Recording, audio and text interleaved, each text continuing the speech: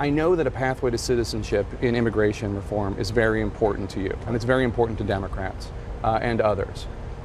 It's possible that you might be able to get an immigration reform bill on your desk that has legal status for the millions of undocumented workers who are in this country, but not citizenship. Would you veto that? Well, you know, I'm not going to prejudge what gets to my desk. Right, but how important is that principle? Well, I think the principle that we don't want two classes of people in America is a principle that a lot of people agree with, not just me, and not just Democrats. But I am encouraged by what Speaker Boehner has said. Obviously, I was encouraged by the bipartisan bill that passed out of the Senate.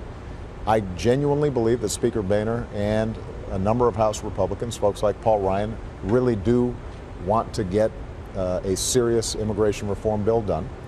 If the Speaker proposes something that says right away folks aren't being deported, families aren't being separated, we're able to attract top young students to provide the skills or start businesses here, and then there's a regular process of citizenship, I'm not sure how wide the divide ends up being. That's why I don't want to prejudge it.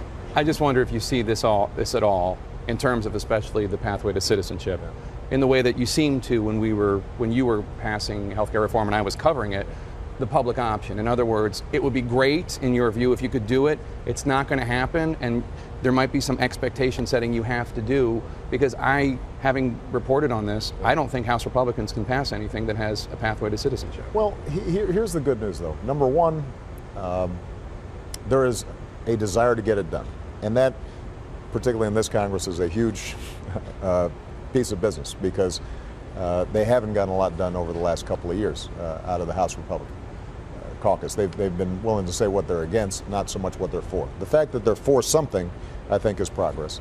I do know that for a lot of families, the fear of deportation is one of the biggest concerns that they've got, and that's why we took executive actions, given my prosecutorial discretion, to make sure we're not deporting kids who grew up here and are Americans for all practical purposes. But we need to get that codified. And the question is there more that we can do in this legislation that gets both Democratic and Republican support, but solves these broader problems, including strengthening borders and making sure that we have a legal immigration system that works better than it currently does.